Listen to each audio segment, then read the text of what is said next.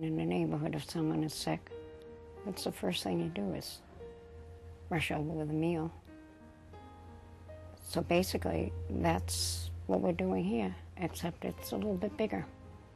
But somebody's stopping by to say hello with a meal, because somebody's not feeling well.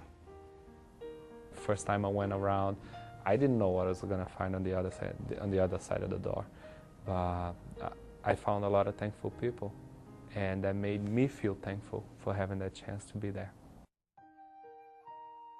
Community Servings is Greater Boston's free home-delivered meals program for individuals and families who are ill with a critical illness and can't get out to shop or cook for themselves or their children. Each day, our staff and volunteers prepare lunch, dinner, and a snack for 650 people across the region who can't get out of their homes, can't go to the store, oftentimes can't get out of bed.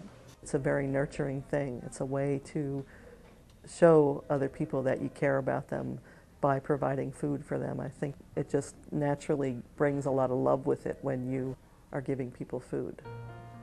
We bring them a meal that's medically designed to work with the drugs that they're on to counteract the disease with strong nutrition, but equally important, it's a meal that smells good, tastes good, looks good for someone who's discouraged, depressed, has lost their appetite, and we're trying to motivate them to eat, to stay healthy, and to know that they're not alone in their fight with their disease.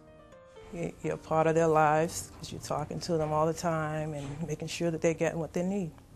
And a lot of them tell me every day they don't know what they would do without community servants.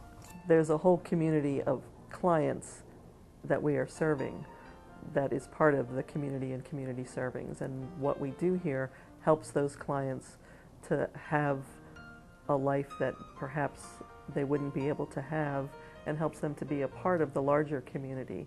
Our primary mission is to feed people who are ill and homebound with a critical illness who can't get out to feed themselves. Our secondary mission is to offer a rewarding experience for people in the community to come and volunteer, to touch the lives of our clients, and to know that they've made a difference in their home community. I keep coming back because of the experience itself, because of the people that work here and the clients that we serve, most of all the work that we do. After the first couple of weeks, you come in and you're not even a volunteer anymore, you're really a friend. They have a lot of fun when they're here.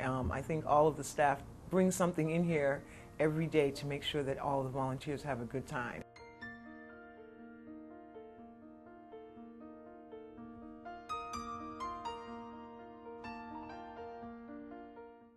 And I do feel like I make a difference here every week. I make a difference in the lives of the staff here because I'm helping them, and I make a difference in the lives of the clients who are getting the food that I'm helping to put together.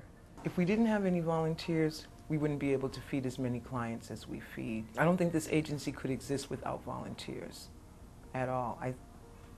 They just wouldn't be able to do it. There are sometimes when you don't think you can do it, and yet you do it, because you know that another person is depending on it. I think there are two challenges that Community Servings faces.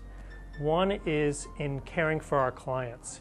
It's incredibly complicated and challenging to go out to 650 homes every day and bring an appealing, nutritious meal to someone who may not want to eat, who may be discouraged, and is very, very isolated. Equally challenging is finding the community resources to make it happen. We are always struggling to find enough volunteers and enough donations to make what we do happen. We can touch so many lives in the greater Boston area if we just have the resources to be able to do it.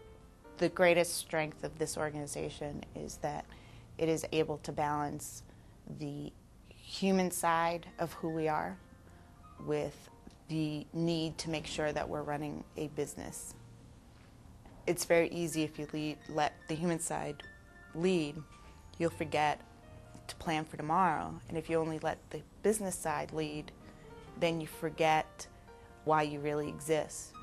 And I think this organization does a great job of leading with the heart but not forgetting the business part. No 2 days are the same, no 2 hours are the same.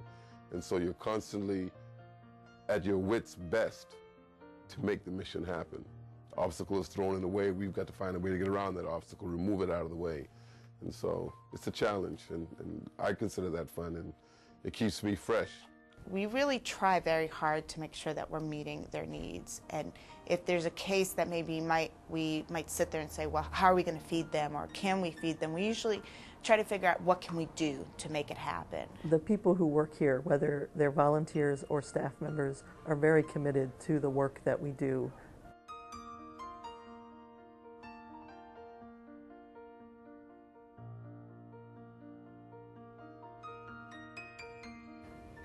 I never say no because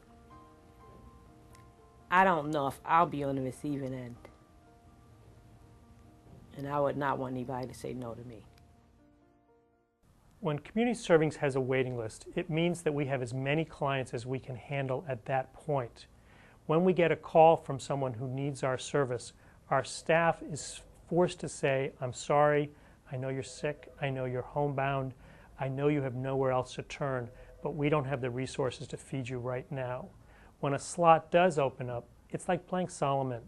Our staff has to choose between a single gay guy with HIV or AIDS who's isolated and sick and going blind and has nowhere else to turn, or a single mom with 2 kids who's worried that the state is going to take her children away because her breast cancer has gotten to the point where she can't provide for them anymore.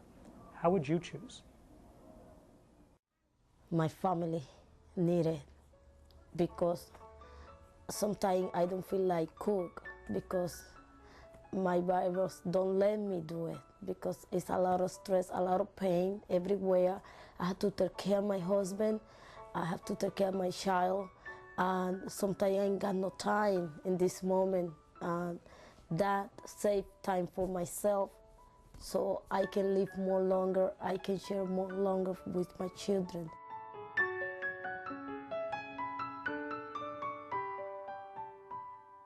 I think that we all have to stop and say it's time to give back. And this is a wonderful place to be able to do that. We share the planet with those who are doing better than us, with those who are doing not as well as us. And we have an obligation to both, particularly those who are not doing as well as we are. As a volunteer here, I've experienced lots of wonderful things. But the most important thing is that every week I feel like I make a difference in somebody else's life. It's very sad when a person dies of a disease, but it's tragic if they die of hunger.